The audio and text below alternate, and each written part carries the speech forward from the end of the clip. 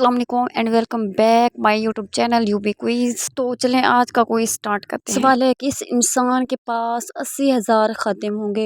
इसका सही जवाब है जन्नती इंसान के पास। सवाल है घर में मुश्किल आ जाए तो रोटी पर क्या लगा कर खाना चाहिए। इसका सही जवाब है नमक लगाकर। घर में अगर कोई मुश्किल आ जाए तो एक रोटी का निवाला नमक के साथ खाने से मुश्किल दूर हो जाती है। सवाल है हज उम्रा या तवाफ़ के लिए हिजरे अस्वद को हाथ लगाना या बोसा देने का अमल क्या कहलाता है। इसका सही जवाब है इस्लाम। सवाल है आग, हवा, मिट्टी और पानी में से अल्लाह ताला ने पहले किसको पैदा फरमाया। इसका सही जवाब है पानी को पैदा फरमाया। सवाल है अजान के वक्त क्या करना चाहिए। इसका सही जवाब है अजान का जवाब देना चाहिए। सवाल है सिदरतुल मुंतहा की जड़ से निकलता हुआ पानी दुनिया में किस जगह गिरता है। इसका सही जवाब है एक हदीस में आता है कि आप सल्लल्लाहु अलैहि वसल्लम ने फरमाया कि मैंने मेराज पर छठे आसमान पर मौजूद सिदरतुल मुंतहा की जड़ से पानी निकलता देखा जो कि दरियाए नील और दरियाए फरात में गिरता है। सवाल है दुआ को किस चीज़ का मगज़ कहा जाता है।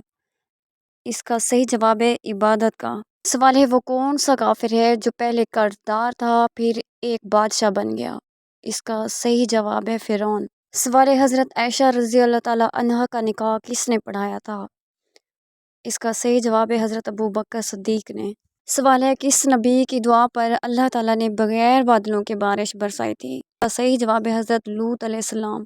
सवाल है किस मुसलमान के गुनाह माफ़ नहीं होते हैं। इसका सही जवाब है जो गुनाह करके लोगों को फ़ख्र से बताए। सवाल है किस जगह थूकने से इंसान की याददाश्त कमज़ोर होती है। इसका सही जवाब है बाथरूम में। सवाल है कौन सा अमल करने वाले इंसान को जन्नत की खुशबू तक नहीं आएगी। इसका सही जवाब है वालिदैन की नाफरमानी करने वाले। सवाल है खाना काबा पर गिलाफ चढ़ाने के लिए कितना कपड़ा दरकार होता है। इसका सही जवाब है 1000 गज। सवाल है क़यामत की निशानियों में से किस जगह से आग निकलेगी। इसका सही जवाब है यमन से आग निकलेगी जो लोगों को उनके मैशर की तरफ घेर कर ले जाएगी। सवाल है किस आदमी को 2 जन्नत मिलेगी। इसका सही जवाब है फरमाने इलाही है कि जो अपने रब की बारगाह में खड़े होने से डरे इसके लिए 2 जन्नतें हैं।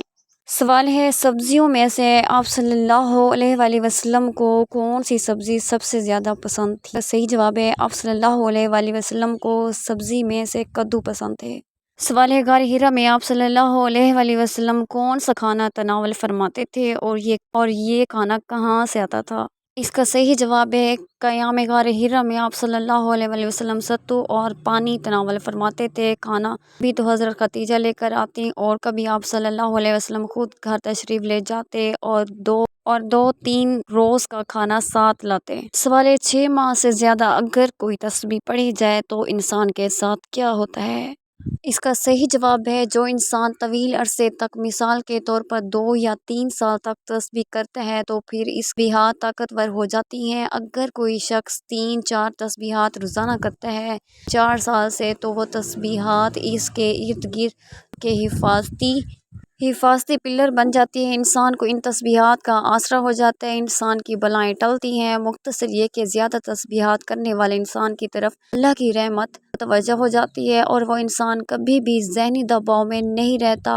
हाँ ही हो सकता है इंसान पर कोई ना कोई परेशानियाँ आ जाए और वो इंसान कभी भी ज़हनी दबाव में नहीं रहता। हो सकता है इंसान पर कोई ना कोई परेशानी आ जाए मगर वो इंसान अल्लाह की मदद से इन परेशानियों का सामना कर लेगा लेकिन वो कभी भी पागलपन ज़हनी दबाव का शिकार नहीं होगा। सवाल है खाना खाते हुए दांतों के नीचे ज़ुबान का आना किस चीज़ की अलामत है। इसका सही जवाब है अक्सर लोगों का ये मानना है कि खाना खाते हुए दांतों के नीचे ज़ुबान आ जाए तो ये इस बात की अलामत है कि कोई हमारी बुराई कर रहा है जबकि ऐसा कुछ भी हकीकत में नहीं है। ये सब मनगढ़ंत और बेबुनियाद अकायदे हैं।